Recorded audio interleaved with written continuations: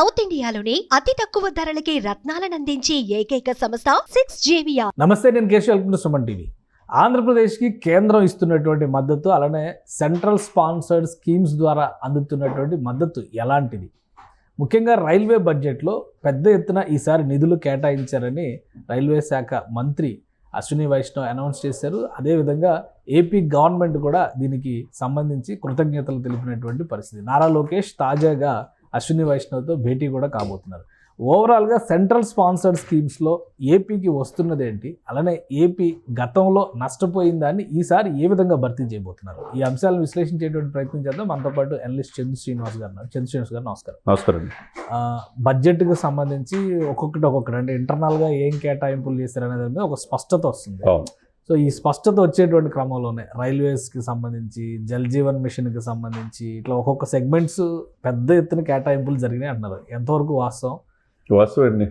అంటే 100% గత 5 సంవత్సరాలతో పోల్చుకుంటే ఆంధ్రప్రదేశ్ ప్రజలకి చాలా మెరుగైన ఇది ప్రతి దాంట్లో కనపడుతుంది. ఈ ప్రభుత్వం వచ్చిన 7 మాసాల్లో ప్రతి స్టెప్ ప్రతి నెలకి ఒక కొత్తది.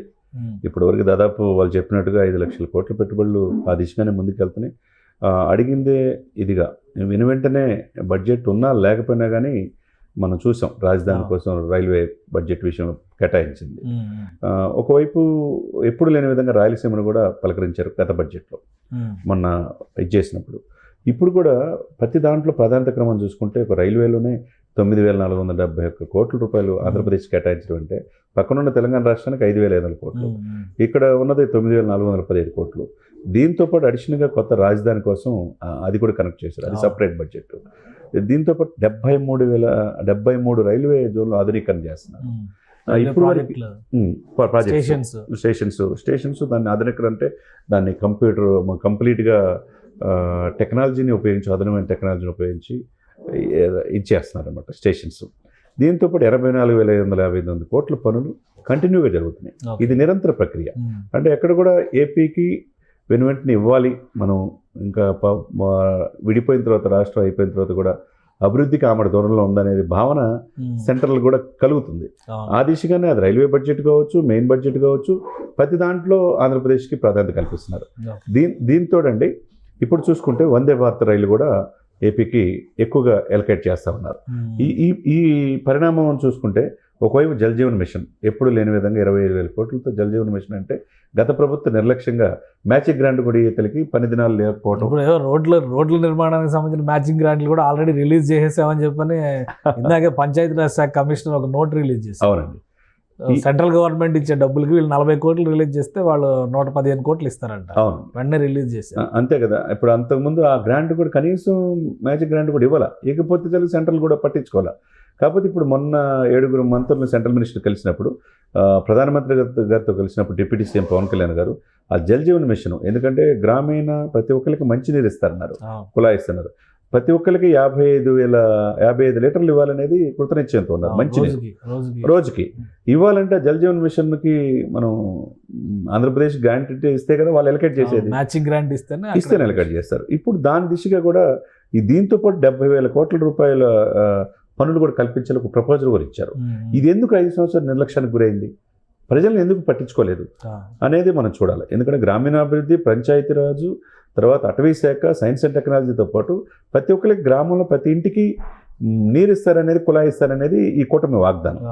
ఆ దిశగానే ఒకవైపు ఏదైతే గ్రామీణ రోడ్లు వస్తున్నాయి, దీంతోపాటు ప్రతి ఇంటికి మంచినీళ్ళు ఇచ్చే విధంగా ఆ జల్ జీవన్ మిషన్లో భాగంగా ఎప్పుడూ లేని విధంగా సెంట్రల్ నుంచి ఇది సార్ బడ్జెట్ ఓవరాల్గా సాటిస్ఫాక్టరీ, అన్ని రంగాల్లో కూడా కేటాయింపు.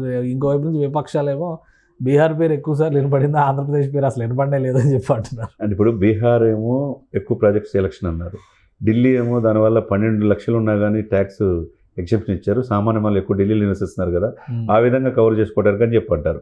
సరే, ఏదేమైనా కానీ ఇప్పుడు ఏపీ ఎలక్షన్ లేవు కదా, ఏపీకు సరి సమానంగా ఇచ్చినట్టే కదా. ఒక రైల్వేలో చూసుకున్నా, పోలవరం చూసుకున్నా, రాజధాని పనుల విషయంలో చూసుకున్నా, అన్ని విషయాల్లో ఎప్పుడూ లేని విధంగా గత 5 సంవత్సరాలు లేని విధంగా ఇప్పుడు 7 మాసాల్లోనే సెంట్రల్ గవర్నమెంట్ ఆంధ్రప్రదేశ్ మీద ప్రత్యేక దృష్టి పెట్టిందనేది మనం అనుకోవాలి.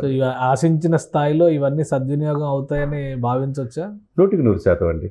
ఎందుకంటే ఇప్పుడు వడ్డించే వాళ్ళు మనవాడైతే ఎక్కడున్నా ఇది చేసినట్టుగా ఇక్కడ కూటమి 3 పార్టీలు అంటే ఎందుకు అడుగుతున్నా 5 ఏళ్ళు చాలా వరకు ఆగిపోయినాయి అనేటువంటి అభిప్రాయం ఉన్నప్పుడు ఈ కేటాయింపులు ఈ ఆర్థిక సంవత్సరంలోనే ఉపయోగించుకోవాలి, లేదంటే ఫండ్స్ మురిగిపోతాయి. ఇప్పుడు ఆ దిశగా ప్రభుత్వం అడుగులు డెఫినెట్గా చేస్తుంది. గత ప్రభుత్వం చేసిన తప్పులు వీళ్ళు తప్పు చేయదలుచుకోవాలి. ఎక్కడైతే తప్పులు జరిగినాయో దాన్ని ఓవర్కమ్ అయ్యి దాన్ని వెంటనే గ్రాంట్లు వీళ్ళు ఇవ్వటం కావచ్చు, సెంట్రల్ నుంచి క్లియరెన్స్ కావచ్చు. లక్కీగా ఏంటంటే గ్రామీణాభివృద్ధి శాఖ మంత్రి పెమసాని కావచ్చు, civil aviation minister Rammohan Naidu గారు కావచ్చు, ఇక్కడ 2 ప్రతినిధులు అక్కడ ఉన్నారు.